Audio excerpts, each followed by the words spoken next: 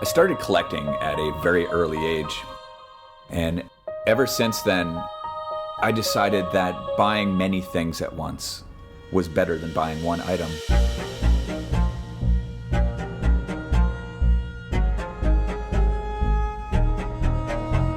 You look for something in your collecting career. You've been searching for it for decades sometimes in certain cases. And you find that piece and you've sought after it for so long, you finally put it up onto your shelf and then you want another one.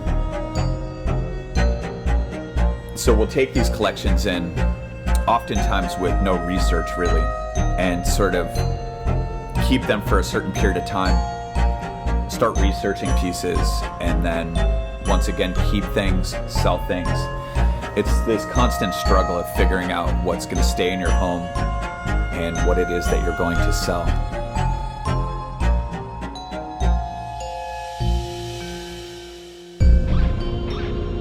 Some people might think what we do is creepy,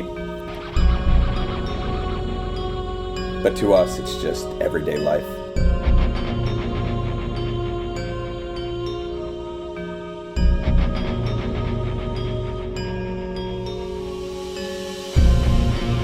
I've always sort of gravitated towards the odd and unusual, sometimes macabre pieces. These pieces tell sometimes a grim story, but an important part of history.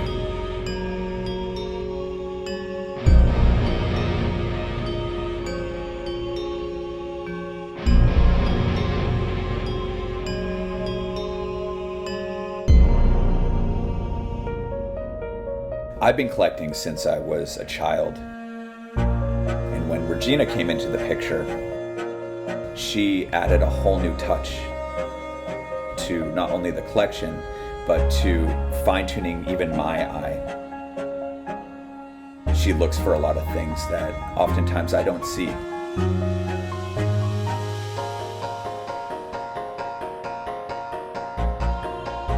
Usually when we buy a large collection, it all ends up in one room until we decide what we want to do with each individual piece. Sometimes we end up keeping everything.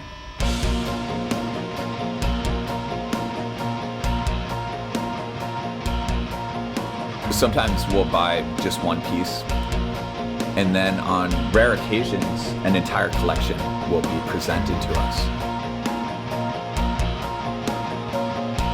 You know, those are far and few between, but there's certain times where there's a collection that literally can change the course of your career. We have a lot of things like taxidermy, anatomical antiques, things having to do with early horror movies, religious iconography. One of the things I love about my job is learning the history of a lot of these pieces. We once purchased a door. The door supposedly belonged to a witch. On it is carved Old Jeff, which is Old English for Old Devil. There are many different spheres carved into the door, and a woman standing on what looks like a cat.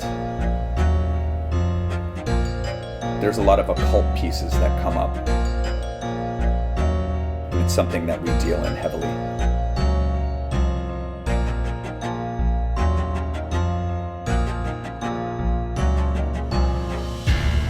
Every skull is unique, and some are more obvious than others.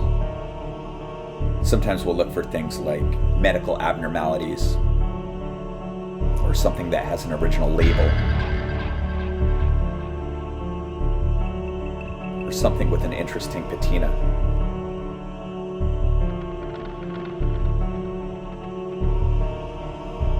Some pieces show us just how advanced we are in medicine today,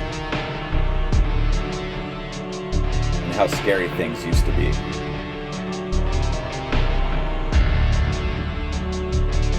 Sometimes we purchase things that are just purely strange.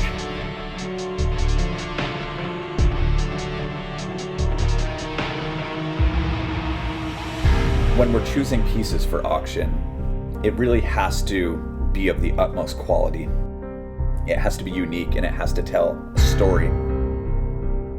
We keep certain things, sometimes with the intention of a future photo shoot or renting things to a movie set. It always feels good to take a piece that we have enjoyed for a period of time and release it to the general public through one of our auctions.